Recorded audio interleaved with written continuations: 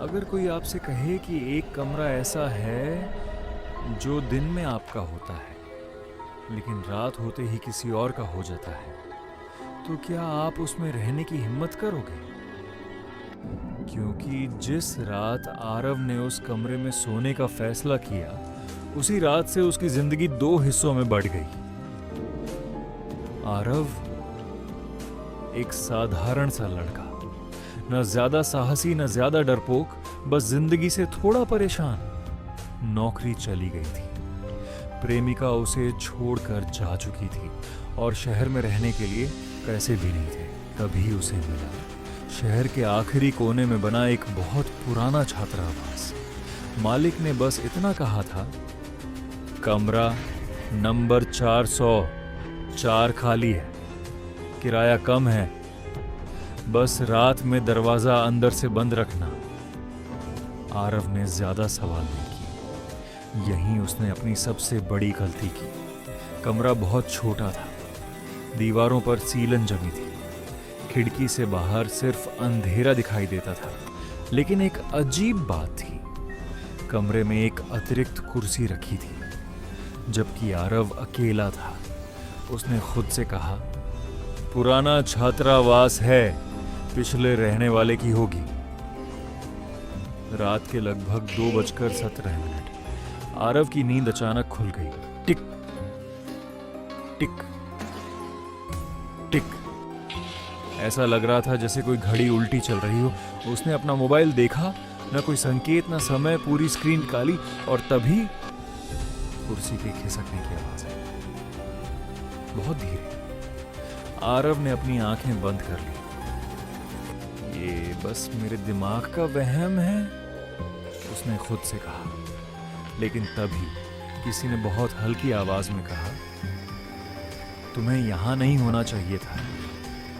आरव ने तुरंत बत्ती जला दी। कमरा खाली था, कोई नहीं। लेकिन दीवार पर एक पंक्ति उभरी हुई थी, जैसे किसी ने नाखून से लिखा हो, 3 रातें, बस 3।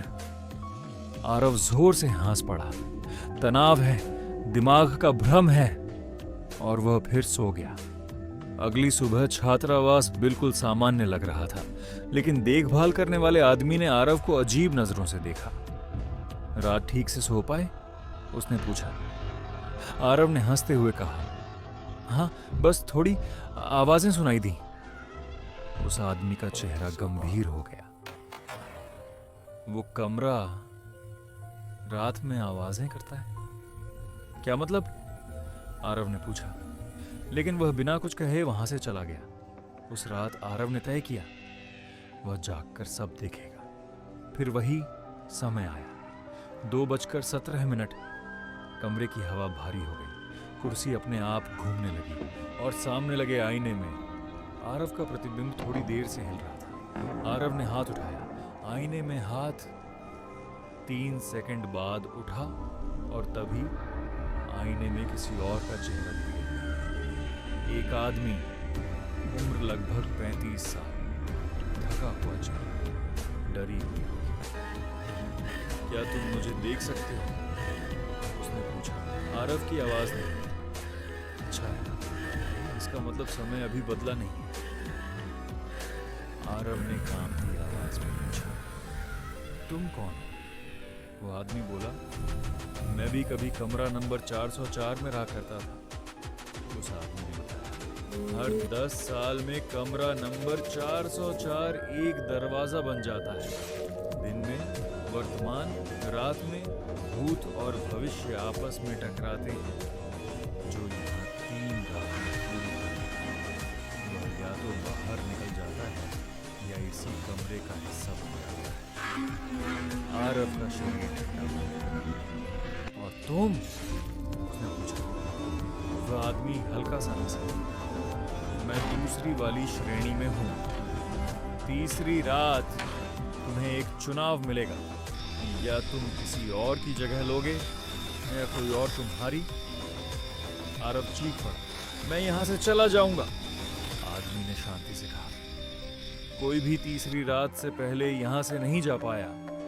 और वह गायब हो गया। तीसरी रात, 2:17 दरवाजा अपने आप बंद हो गया।